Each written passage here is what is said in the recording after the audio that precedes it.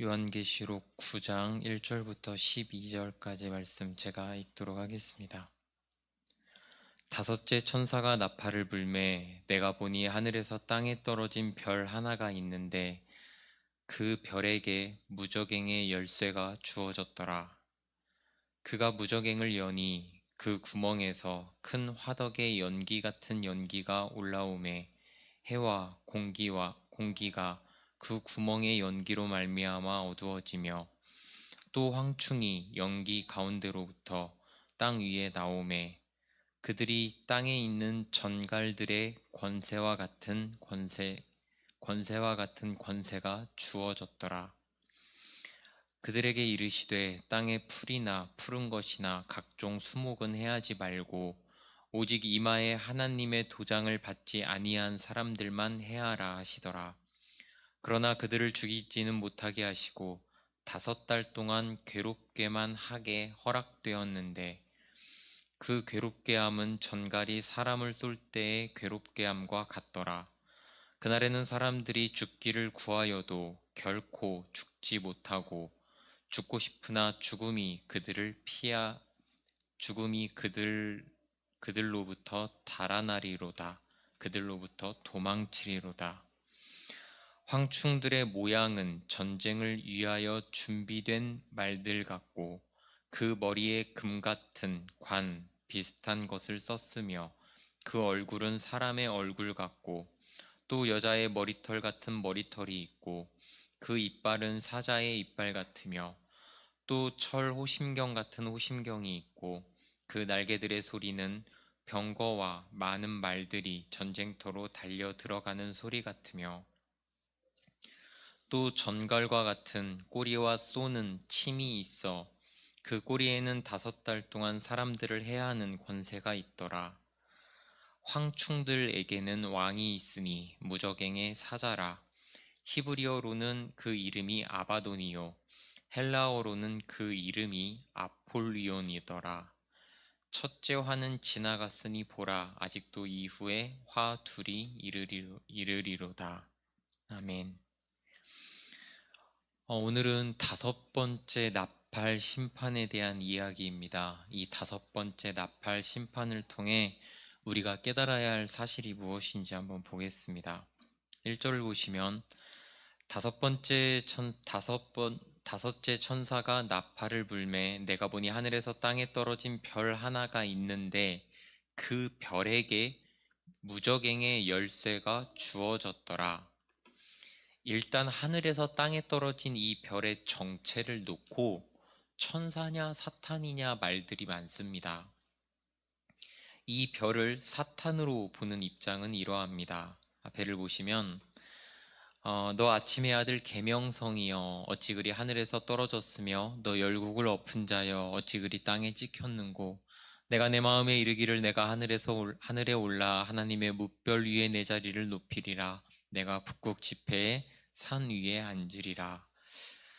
혹자는 말하기를 이 별이 이 이사야서에 나오는 계명성, 새벽에 가장 밝게 빛나는 별인 금성, 예전에 설명을 드렸었죠.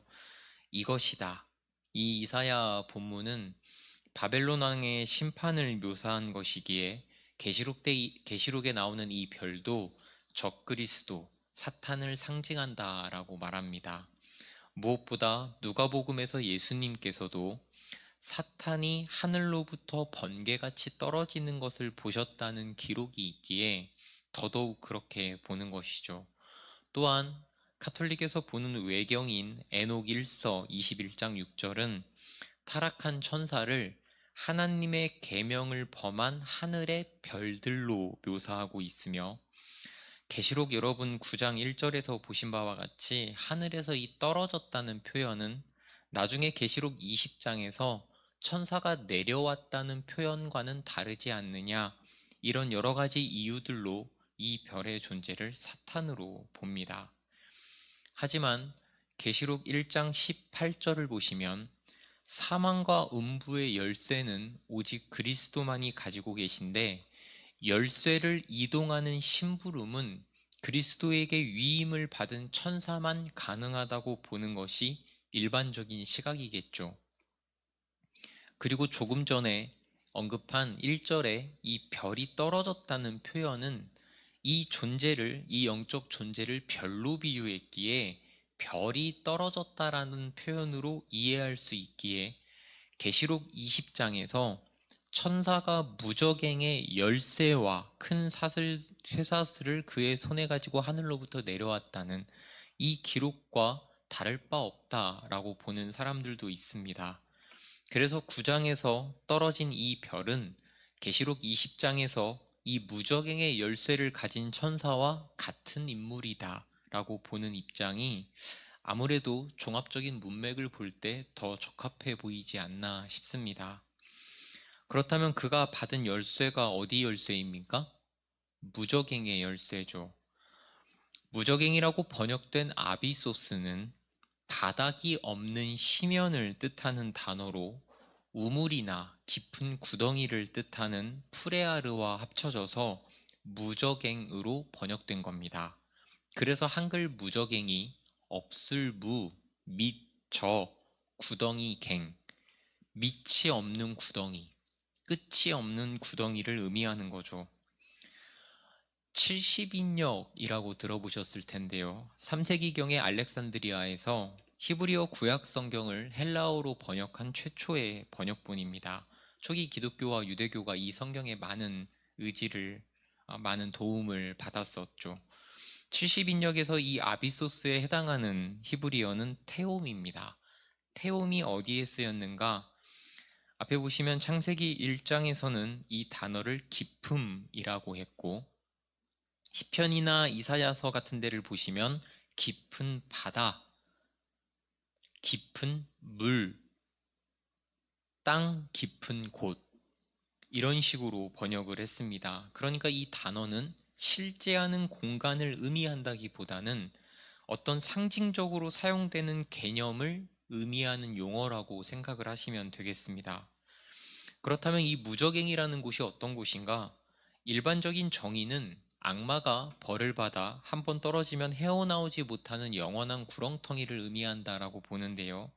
이곳이 성경에 어떻게 소개가 되냐면 누가복음을 보시면 귀신들이 예수님께 무저갱에 들어가지 말게 해달라고 간구를 합니다. 이 사건을 다룬 같은 병행 본문인 마태복음에서는 귀신들이 예수께 간구하면서 무저갱에 보내주지 마시옵소서라는 누가복음의 그 내용은 생략되었기는 하고 바로 돼지떼에게 들여보내주소서라고 말을 하는 장면이 나오는데요. 어찌되었건 문맥상 무저갱이라고 하는 곳은 사탄이 거주하는 거주지이자 동시에 그들의 어떤 활동을 제한하는 감옥으로도 보입니다. 그러니까 그들이 머물 곳을 제약당했다고 보는 것이 맞겠죠. 여기서 우리는 귀신들이 그 거주와 활동 영역을 제약당했다는 사실로서 그들의 활동 범위가 한정적이라는 사실을 아셔야 합니다. 그래서 그들의 능력과 활동이 무제한적이라고 생각하고 지나치게 그것들을 신경 쓰며 영향을 받는 사람들에게 우리는 바른 것들을 말해줄 수 있어야 되겠습니다. C.S. 루이스의 말처럼 우리는 그들을 가벼이 여겨서도 안 되겠지만 그들에게 지나친 관심을 줄 필요도 없습니다. 그런데 지금 이 무저갱의 열쇠가 주어졌다는 것에서 열쇠라고 하는 것은 통제권을 의미합니다. 하나님께서 천사를 통해 무저갱을 여시자 여기서 심판이 시작됩니다. 여기서 우리는 만일 이 열쇠를 가진 존재가 사탄이라고 할지라도 열쇠가 주어졌다는 사실에서 하나님의 통제 아래에서 이 일들이 시행되고 있음을 알 수 있습니다. 이 사실은 우리에게 큰 안심을 가져다 줍니다. 사탄이 마음껏 뛰놀 수 있는 환경 속에 우리가 있는 것이 아니라 이 모든 일이 하나님의 통제 아래에서 진행된다는 사실은 우리에게 안심을 가져다 준다는 말입니다.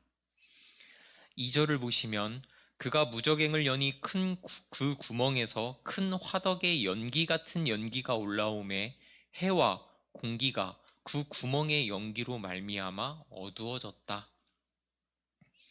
지금 계시록 9장에서 무저갱을 여니까 벌어지는 상황은 창세기의 소돔과 고모라 심판을 연상케 합니다.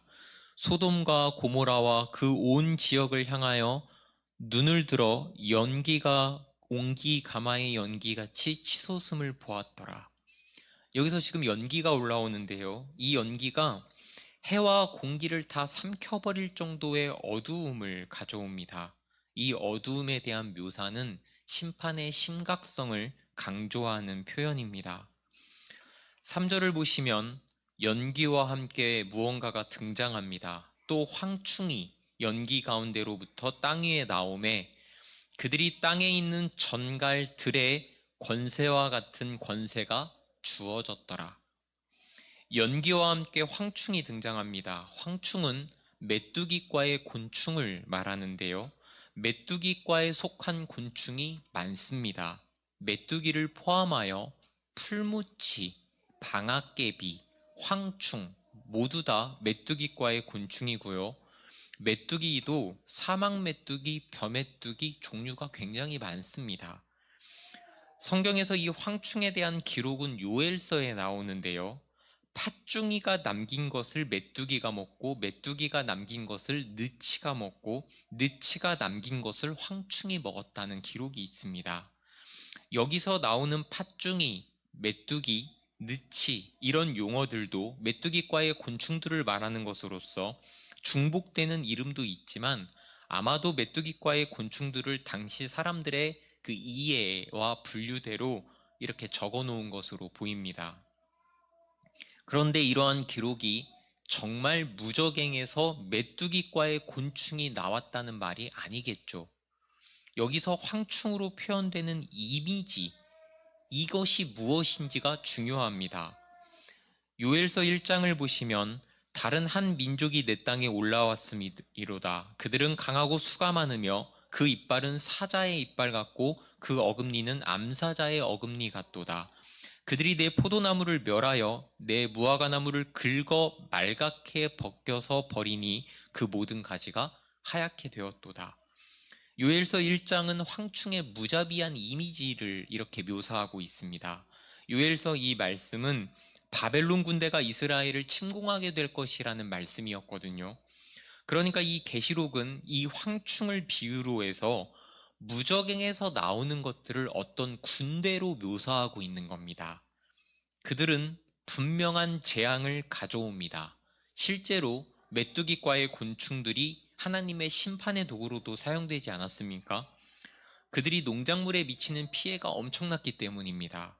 메뚜기과의 곤충들은 건조한 기후에서 대량으로 번식하여 집단으로 먹을 것을 찾아다니며 50만 마리가 약 2톤의 농작물에게 피해를 입힌다고 합니다. 그러니까 지금 계시록은 그들이 가져오는 재앙적인 측면을 황충으로 비유하여서 우리에게 설명하고 싶은 겁니다. 아모스서를 보시면 비슷한 맥락에서 이 황충이 가져오는 재앙을 이런 식으로 언급하고 있습니다. 주 여호와께서 내게 보이신 것이 이러하니라. 왕이 풀을 벤 후 풀이 다시 옴듣기 시작할 때에 주께서 메뚜기를 지으심에 메뚜기가 땅의 풀을 다 먹은지라. 그런데 지금 이렇게 재앙을 가져오는 것들이 무저갱으로부터 땅에 나와서 어떻게 되었습니까? 땅에 있는 전갈의 권세와 같은 권세가 그들에게 주어졌다고 합니다. 이것에 대한 설명은 5절에 다시 나오니까 거기서 보도록 하겠습니다. 4절을 먼저 보시면 그들에게 이르시되 땅에 풀이나 푸른 것이나 각종 수목은 해하지 말고 오직 이마에 하나님의 도장을 받지 아니한 사람들만 해하라 하시더라. 그런데 지금 그들에게 명령하는 존재가 있습니다. 무저갱에서 나와서 재앙을 몰고 오며 전갈과 같은 권세가 있는 황충과 같은 것이 현재 하나님의 통제하에 있습니다. 그들은 하나님의 명령을 따라 하나님의 도장을 받지 아니한 사람들에게만 그들이 가져온 재앙을 내리게 됩니다. 여기서 우리는 막연한 안심도, 우리가 이 심판에 해당할 것이라고 하는 불안증적인 불안도 모두 버려야 합니다. 여러 번 말씀드렸지만 우리가 아무리 내가 하나님의 자녀라고 소리쳐도 마지막 날에 하나님께서 알지 못하는 자라고 말씀하실 수 있습니다. 이것은 제가 여러분들에게 막연한 불안을 심으려는 것이 아닙니다. 한국교회가 그동안 교회를 출석하고 세례를 받고 봉사만 하면 모두가 신자이며 구원의 프리패스권을 부여받은 것처럼 취급한 경향이 있었기 때문에 구원의 문제는 엄밀히 말하자면 마지막 날에 알 수 있다는 겁니다. 하나님을 정말 인격적으로 만나고 있는지에 대해 성도들은 대부분 사역자들이 아무도 그것을 질문해 주지 않았고 관심이 없었다고 말합니다. 교회를 오래 다닌 성도들 중에는 사실 구원의 확신이 없다고 고백하는 사람들이 정말 많고 그 문제를 거론하게 되면 발작을 일으키는 사람들도 정말 많습니다. 이 두 가지 현상은 모두 다 교회가 구원의 문제를 정확하게 짚고 넘어가지 않았다는 증거입니다. 그렇게 여러분이 구원에 대한 바른 생각을 가지고 있으셔야 합니다. 그렇다면 여러분들이 지금까지 교회에서 배웠던 구원의 확신이라고 하는 것은 대체 무엇인가? 참 신자는 정말 성령님께서 자신의 영혼에 주신 깊은 구원의 확신을 가지고 살아갑니다. 어떤 부모가 자녀가 불안하게 살기를 원하겠습니까? 그래서 하나님도 우리 마음에 확신을 주시는 겁니다. 하지만 이 확신은 논리적으로 다른 사람들에게 설명될 수 있는 것이 아니고 다른 사람에게 자랑할 수 있거나 전달될 수 있는 것이 아닙니다. 잠잠하게 하나님 앞에서, 겸손하게 사람 앞에서 조심스레 꺼내 보여줄 수 있는 그런 확신입니다. 그렇기에 진짜 확신을 가지고 있는 사람은 불안하지 않습니다. 오히려 지금 한국교회 많은 성도님들의 모습처럼 내가 구원받았다고 시장에서 소리치는 사람은 사실상 구원의 어떤 프리패스권을 가지고 있는 것처럼 교회에서 떳떳하고 당당하게 움직이는 모든 사람들은 자신들이 뭔가를 가지고 있다고 생각하는 것이 착각일 수 있다는 말입니다. 그렇다면 우리는 이 구절을 어떻게 소화해야 하는가? 하나님의 도장을 받지 아니한 사람들, 소위 말해서 세상 사람들은 현재, 지금 마귀적 세력에 의해서 이렇게 지배당하고 있음을 우리가 보고 있는 겁니다. 황충으로 묘사된 마귀적 세력은 무적행으로부터 나와서 전갈과 같이 사람들에게 독을 풀어놓고 있습니다. 그런데 여기서 묘사하는 바와 같이 그들의 작업은 사람들에게 아마도 고통의 형태로 다가가지 않을 수 있습니다. 많은 목사님들이 이 본문을 설교하실 때에 마귀가 사람들에게 고통을 준다라고 이 본문을 그대로 말씀합니다만 저는 마귀가 사람들에게 그렇게 1차적으로 고통을 준다고만은 생각하지 않습니다. 하지만 명백하게 사람들이 결과적으로 받는 것이 독과 같은 고통일 수 있다는 말입니다. 예를 들어 말씀드리면은 마귀적 세력이 사람들에게 쾌락을 주면 일단 사람들은 좋은 것을 받았다고 생각을 할지 모릅니다만 결과적으로 마귀가 주는 쾌락의 결과가 허무이자 고통이듯이 사탄이 주는 고통은 우리가 일반적으로 생각하는 것처럼 1차적인 고통으로 우리에게 다가오지 않을 수 있다는 말이에요. 하지만 결과론적으로는 고통이 맞다는 말입니다. 사탄은 하나님을 모르는 사람들을 자신의 편처럼 대해줄 것 같지만 예를 들어 적그리스도, 굉장히 하나님을 적대하고 미워하는 사람들을 자기 편으로 생각할 것 같지 않습니까? 하지만 그 세력들은 결코 세상 사람들을 선대하지 않습니다. 선하게 대하지 않는다고요. 그들에게 결과적으로 고통을 줍니다. 저는 세상 사람들이 저를 종종 찾아오는 것을 봅니다. 저라는 사람을 찾아왔지만 영적인 관점에서는 제가 아닌 하나님께 도움을 받고자 하는 것이겠죠. 하나님도 그렇게 인도하셨을 테고요. 하지만 그들은 대부분 도움을 받으면 다시 세상으로 돌아갑니다. 적당히 회복하고 적당히 깨닫고 적당히 나음을 입은 후에 다시 고통의 세계로 돌아가는 것을 봅니다. 우리는 그들에게 보여줘야 합니다. 진짜 세계가 무엇인지, 당신이 세상에서 어떤 고통을 당하고 있는지를 명확하게 말해줘야 합니다. 매트릭스 영화를 보시면 우리가 살고 있는 세상의 이면, 실제 세상을 보여주는 그 장면의 전환이 있습니다. 일상적인 삶처럼 보이나 그 장면이 전환되는 순간 굉장히 어둡고 캄캄한 세상이 눈앞에 펼쳐집니다. 실제로 이 세상은 너무나 아름다운 것처럼 보이나 저번 시간에 말씀하셨던 것처럼 모든 인간들이 이성을 합하여 어떤 지상 천국을, 지상 낙원을 건설하는 것처럼 보이나 사실은 마귀가 사람들을 해치고 고통을 주는 곳이라는 말입니다.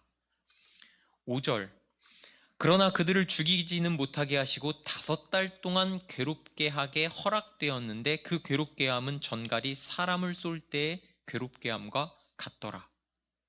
우리는 5절 기록을 통해 사탄의 이 사역이 굉장히 제한적이라는 사실을 다시 한번 발견합니다. 5달이라고 기록된 이 기록은 메뚜기의 생애주기나 활동 기간을 염두한 표현일 수 있습니다. 팔레스타인 지방에 출몰하는 메뚜기는 보통 건기인 4월부터 8월까지 약 5달 동안만 사니까요. 또한 이 5달을 창세기의 홍수 심판 기간이라고 말하는 사람들도 있으나 어쨌든 이 기간은 하나님께서 허락하신 한정적인 기간을 의미합니다. 주어진 5달이라는 기간 동안 사탄은 불신자들을 괴롭게 하는데 그 고통이 전갈이 사람을 쏠 때와 같은 고통으로 비유합니다. 성경에서 전갈은 사람에게 적대적이고 위험하며 고통을 주는 대상으로 묘사되었습니다. 너를 인도하여 그 광대하고 위험한 광야, 곧 불뱀과 전갈이 있고 물이 없는 건조한 땅을 지나게 하셨으며, 그러니까 5절 말씀은 분명히 사탄의 활동이 두렵고 고통스러운 것이나 시간적으로 제한적이라는 것을 말해줍니다. 그런데 그 고통은 분명하게 이렇게 명확하게 전갈의 고통이라고 묘사를 해놨거든요. 그렇다면 이 말씀을 대하는 하나님의 자녀들은 이 말씀이 우리와 상관이 없는 일이기에 먼 산 구경하듯이 이 구절을 지나쳐야 되겠습니까? 여러분 앞에를 한번 보십시다. 이 말씀은 여러분들이 한번 다 같이 읽어보겠습니다. 시작. 내가 너희에게 뱀과 전갈을 밟으며 원수의 모든 능력을 제어할 권능을 주었으니 너희를 해칠 자가 결코 없으리라. 여러분 혹시 이해하시겠습니까? 단지 심판을 받지 않는 것에서 여러분이 안심할 것이 아니라 우리가 지금 왜 이 구절을 보고 있는지를 깨달아야 합니다. 뱀과 전갈과 원수의 모든 능력을 제어할 권능이 우리에게 있는 겁니다. 우리는 세상 사람들의 이 고통을 덜어주고 없애줄 일을 해야 합니다. 그래서 온 세상이 사실은 우리를 바라보고 있습니다. 산 위에 있는 빛은 모든 사람들이 쳐다볼 수밖에 없어요. 그래서 세상이 우리를 간절히 바라보고 있습니다. 우리가 이 세상의 희망입니다. 우리가 이 세상의 소망입니다. 우리가 이 세상을 구원할 하나님의 자녀들입니다. 인자야, 너는 비록 가시와 찔레와 함께 있으며 전갈 가운데에 거주할지라도 그들을 두려워하지 말고 그들의 말을 두려워하지 말지어다.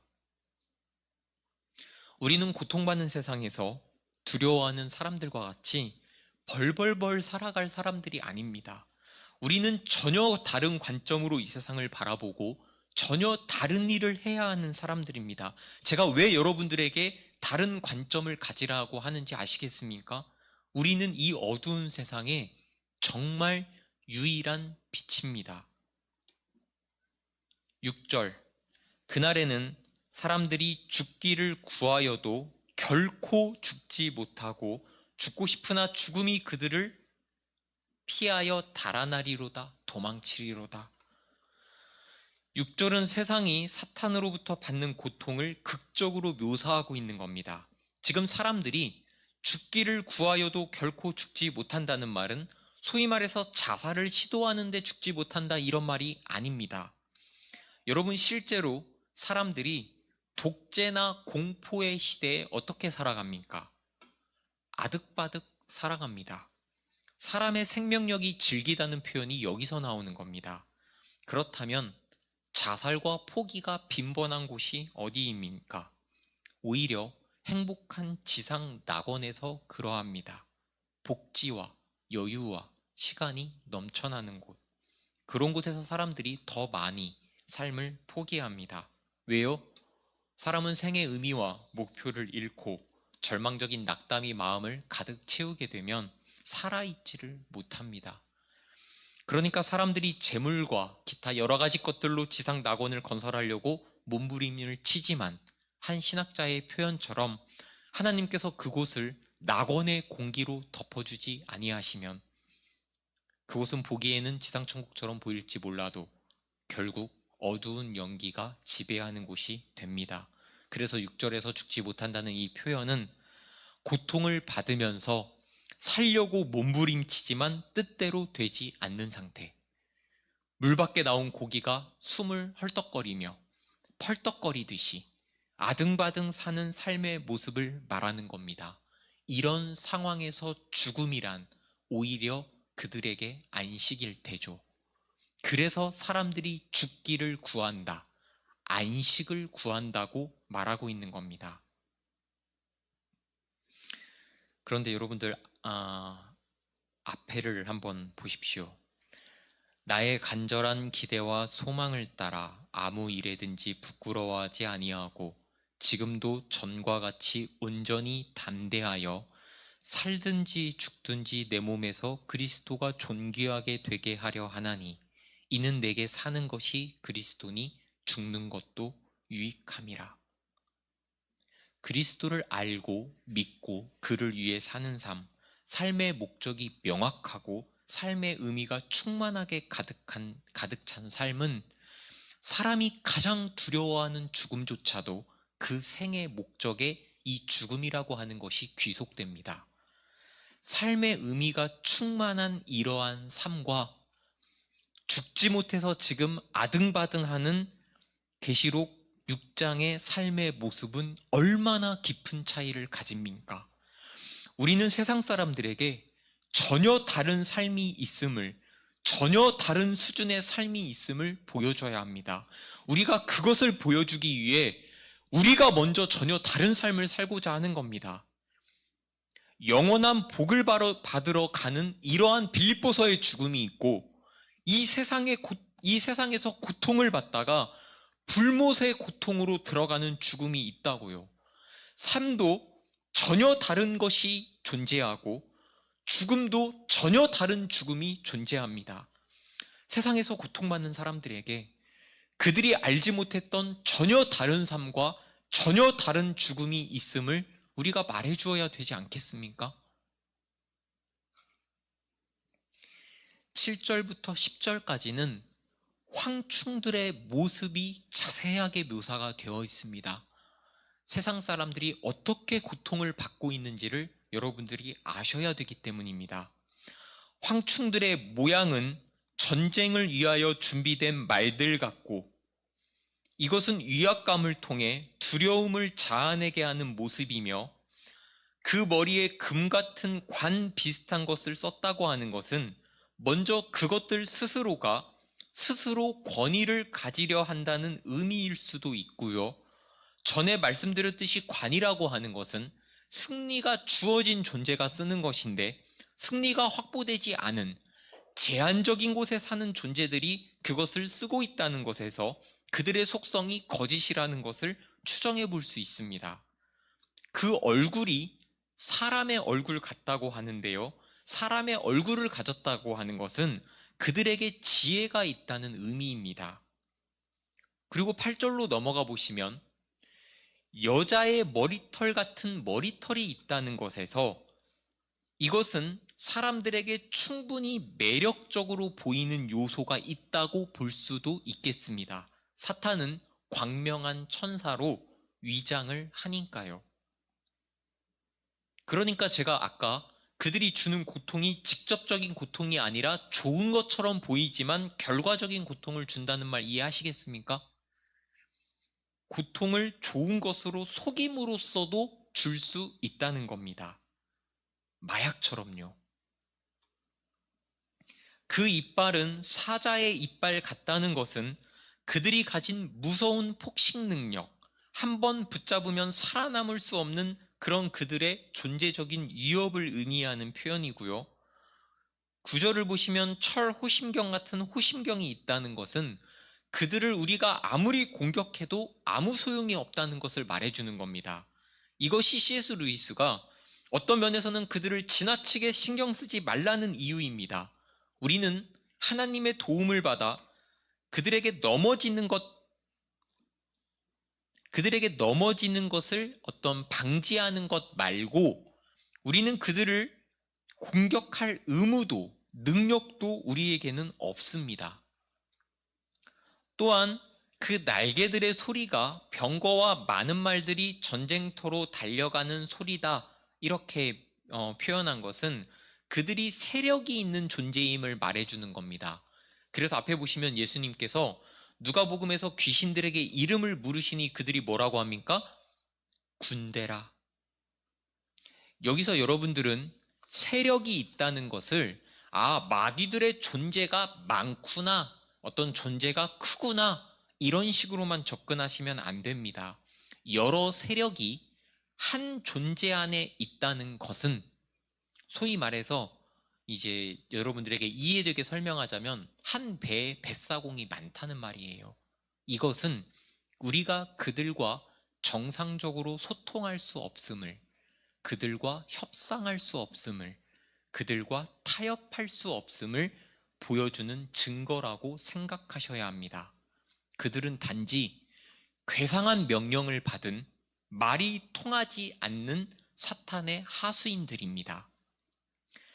또한 전갈과 같은 꼬리와 쏘는 침이 있다라고 하는 것은 그들이 가진 분명한 공격 능력, 그들의 위험성을 말해주는 겁니다. 마지막으로 5달 동안 사람들을 해하는 권세가 있다는 것은 조금 전에 5달을 말할 때에는 그들의 활동에는 제한적인 기간이 있다. 어떤 한계를 말해주는 것이었지만 이들의 능력을 자세하게 묘사해 놓고 5달이라고 다시 한번 말하는 것은 여기서는 이 기간 동안에는 그들에게 이러한 권세가 있다는 그 측면을 강조하고 있는 겁니다. 그러니까 지금 계시록은 이집트의 메뚜기 떼의 재앙이나 요엘서의 메뚜기 군대 이런 이미지를 기본적인 배경으로 해서 다른 어떠한 생명보다도 무적행에서 나온 이것에 대해 자세한 묘사를 하고 있습니다. 그래서 이 무기에 가까운 모습에 어떤 사람들이 이것이 전쟁 시 사용되는 공격용 헬기와 같다라고 묘사한 사람들이 있었습니다. 과거에. 왜냐하면 어떤 무기가 발명이 되고 그 무기에 의해 어떤 나라가 초토화되는 것을 경험한 사람들은 당연히 그 무기가 계시록에서 말하는 어떤 재앙의 모습과 유사했으니까 그렇게 보일 수도 있겠죠. 겹쳐 보이는 겁니다. 하지만 이런 기록들은 여러분들이 지금 보시는 바와 같이 정말 실제하는 무언가를 묘사한 것이 아니라 귀신이 불신자들을 괴롭히는 영적 현상을 이런 식으로 묘사하는 겁니다. 5번째 천사는 무적행에서 정말 괴물 같고 정말 섬뜩한 어떤 것을 풀어놓은 겁니다. 이것이 무엇인지는 중요하지 않습니다. 풍유, 본 뜻을 숨기고 비유로 숨겨진 뜻을 전달하는 이 풍유라고 하는 것은 명확하게 해독되어야만 의미가 전달되는 것이 아닙니다. 핵심은 이것이 종말 전에 세상 사람들에게 어마어마한 고통을 준다는 데에 있습니다. 문제는 무엇입니까? 세상 사람들이 이 고통을 당하고 있음에도 불구하고 그 사실을 모른다는 데 있어요. 앞에를 보십시다. 우리의 씨름은 혈과 육을 상대하는 것이 아니요 통치자들과 권세들과 이 어둠의 세상 주관자들과 하늘에 있는 악의 영들을 상대함이라. 영적 존재, 하나님은 물론이고 사탄도 분명히 있습니다. 그러나 저번 시간에 말씀드렸던 것처럼 현 시대의 사람들은 과학적, 논리적 설명으로 이해가 불가능한 것들은 아예 존재한다고 생각하지 않습니다. 그래서 현 시대 사람들이 영적 존재를 믿지 않는 겁니다. 또는 완전하게 잘못 믿거나. 많은 경우 흔한 오해는 여러분들이 아시는 바와 같이 억울하게 죽은 사람들의 영혼이 귀신이 된다. 한국의 토속적인 신앙에서 귀신을 보통 이렇게 이해하죠. 조상신. 굉장히 캐캐묵은 오해입니다. 성경은 분명하게 귀신, 악령, 타락한 천사, 더러운 영, 사탄의 부하 등으로 일관되게 묘사하면서 영적인 존재가 있다고 말하고 있습니다. 오늘 본문에 따르면 그들은 적그리스도가 올라온 곳이자 사탄이 현재 결박되어 있는 곳, 악령들의 거주지이자 동시에 감옥인 무저갱에 살고 있으며 거기서 올라온 존재들입니다. 이들은 메뚜기로 묘사되었지만 그들의 목적은 식량이 아니라 하나님의 도장을 받지 아니한 사람들을 해하는 겁니다. 그러니까 그들이 하나님의 자녀뿐만 아니라 모든 인간에게 적대심을 가지고 있음을 오늘 우리는 알고 돌아갑니다. 사탄은 모든 인간에 대한 끊임없는 적대감에 사로잡혀 있는 존재입니다. 하지만 이들은 메뚜기처럼 일정 기간 동안만 그럴 수 있습니다. 그 기간이 지나면 그들의 활동은 종료되고 그들은 영원한 심판을 받을 것입니다. 하지만 또 그 기간 동안 우리의 육체와 영혼과 정신이 갈갈이 찢겨져 나갈 수 있을 정도로 그들은 우리에게 상당한 고통을 줄 수 있습니다. 이 해를 받지 아니하는 하나님의 도장을 받은 사람들이 있다면 그들은 무슨 일을 해야 되겠습니까? 이것이 오늘 설교의 핵심입니다. 고통에서 면제받았다고 나 혼자만 안심하는 사람은 없을 것입니다. 우리 집에 물이 넘치지 않았다면 물이 넘쳐 고통받는 옆집에 가서 물을 퍼줘야 합니다. 이것이 우리에게 주어진 역할이자 신성한 사명이라는 말이에요. 여러분들 중에 지금까지도 이 말씀이 여러분들 가슴속에 깊이 와닿지 않는 사람들이 있습니다. 우리 가족들을 생각해 봅시다. 교회에 다녔다고, 교회에 지금 다니고 있다고 하지만 하나님을 실제적으로 알지 못하고 예수님을 인격적으로 만나지 못한 모든 사람들은 죄송하게도 도장을 받지 아니한 사람들입니다. 여러분이 지금 이렇게 앉아 있을 수 있겠습니까? 한국교회는 오랜 시간 믿음 다음에 사명이 아니라 이곳이 좋사오니 이 방향으로 갔습니다. 그럴 수 있습니다. 평안도, 화평도, 누림도 필요합니다. 하지만 분명한 사실은 여러분들이 그토록 원하는 진정한 화평과 평안과 누림은 저 나라에 있고 지금 이곳은 전투하는 곳이라는 사실입니다. 전쟁하는 곳입니다. 투쟁하는 곳입니다. 속임이 있고 공격이 있으며 그래서 우리는 방어를 해야 하며 긴장해야 하며 치열하게 영적 다툼을 해야 하는 곳입니다. 이 사실을 잊지 마시기 바랍니다.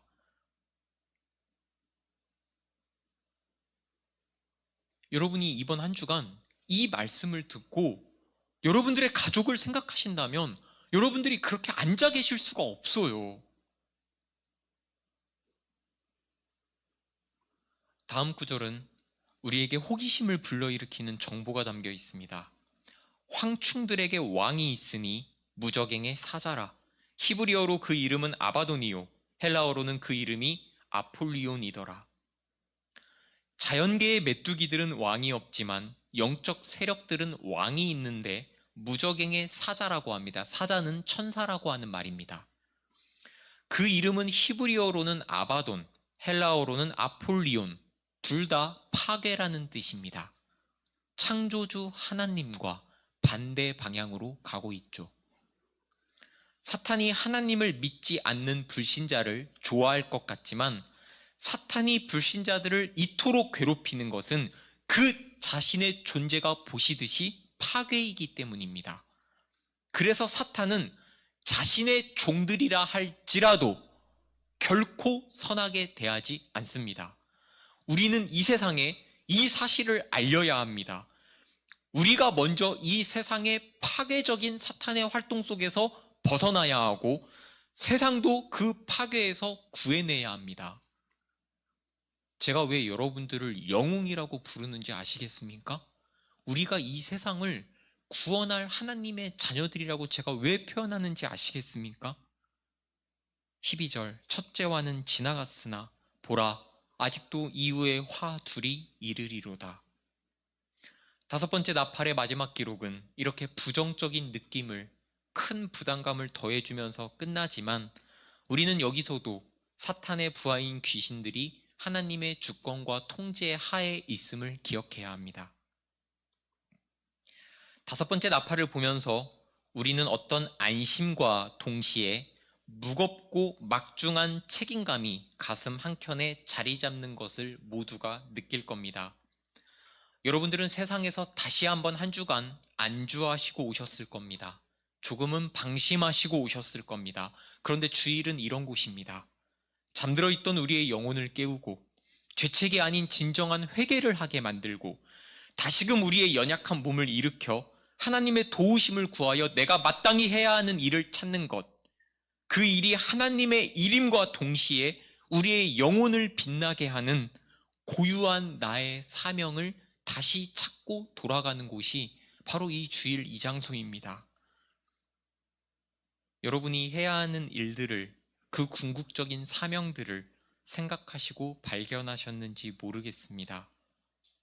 주일은 그래서 소위 말해서 정신 차리는 시간입니다. 하나님의 놀랍고 기이한 섭리에 의해 하나님의 도장을 받은 우리들은 오늘 두렵고 무서운 이 모든 해를 면하였습니다. 이를 믿으신다면, 감사하시다면, 감격이 있으시다면 하나님과 어린 양이 진정한 주권자이심을 먼저 마음에 믿으시기 바랍니다.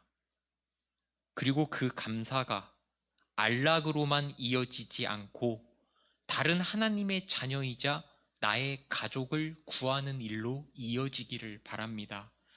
우리 주변을 생각해 보면 사랑하는 우리 주변 사람들 중에 오늘 본문에 해당하는 세상에서 고통받는 우리의 사랑하는 사람들이 있지 않겠습니까? 그래서 오늘 다섯 번째 나팔은 놀랍게도 우리에게 해당하지 않으나 놀랍게도 우리에게 해당하는 일입니다. 그들을 구하기 위해 오늘 우리는 어떠해야 하겠습니까? 어떤 존재가 되어야 하겠습니까? 기도하겠습니다. 하나님 아버지, 감사한다는 말로 끝내지를 못하겠습니다. 무섭고 두렵습니다. 먼저는 내가 하나님의 도장을 받은 자임을 확신하도록 우리의 믿음을 온전히 하나님께 두게 하시옵소서. 우리의 확신과 믿음이 흔들리는 것은 우리가 하나님께 전심을 다하지 않았기 때문임을 우리 스스로가 알고 있습니다. 매 순간 우리가 하나님께 전심을 다하지 않았음을 우리가 압니다. 이제는 하나님께 내 존재를 완전히 던지게 하시옵소서. 지키고 양보하지 못하고 포기하지 못하는 것이 없이 하나님 앞에 모든 것을 내려놓게 하시옵소서. 그렇게 진정한 하나님의 자녀로 거듭나게 하시옵소서. 우리 다 같이 기도하도록 하겠습니다. 이 시간 한 가지 더 기도하겠습니다. 하나님, 우리 가족을 생각해 봅니다. 내 주변을 생각해 봅니다. 세상의 고통을 받고 있으면서도 그 사실을 알지 못하고 여전히 방황하고 힘들어하는 우리 가족들을 생각합니다. 자신들의 영혼이 진정 사랑하는 것이 세상의 것들이 아닌데 늘 이 황충과 같은 것들에게 속으며 살아가는 우리 가족들을 생각해 봅니다. 하나님, 그들을 구원하여 주시옵소서. 한 사람을 통하여 한 집안을 구원한다 하셨으니 하나님, 나를 통하여 우리 가족을, 우리 집안을, 우리 공동체를, 우리 나라를, 전 세계를 구원하여 주시옵소서. 내가 하나님을 먼저 온전히 알겠습니다. 온전히 믿겠습니다. 하나님을 완전히 사랑하겠습니다. 그러니 나를 통하여 그들을 고통에서 건져내 주시옵소서. 우리 같이 기도하도록 하겠습니다. 하나님 아버지, 하나님께서 우리를 소유하셨다는 것, 우리가 당신의 백성이라는 것이 얼마나 큰 영광과 보호인지 알게 하시옵소서. 우리가 여기 안주하지 않고 우리 자신의 도장받은 인생을 살아내게 하시고, 아직 도장을 모르는 사람들에게 하나님의 진리와 마음을 전하게 하셔서 모두가 하나님의 자비와 긍휼을 알고 하나님께 돌아오도록 도우시옵소서. 먼저 우리를 구별하여 주시고 우리를 건져 주신 것에 감사드리며, 이 감사가 타인을 향한 사랑과 노력으로 드러나게 하여 주시옵소서. 하나님, 하나님이 찾으시는 한 사람의 추수하는 일꾼이 내가 되겠사오니 나를 사용하여 주시옵소서. 예수님의 이름으로 기도드립니다. 아멘.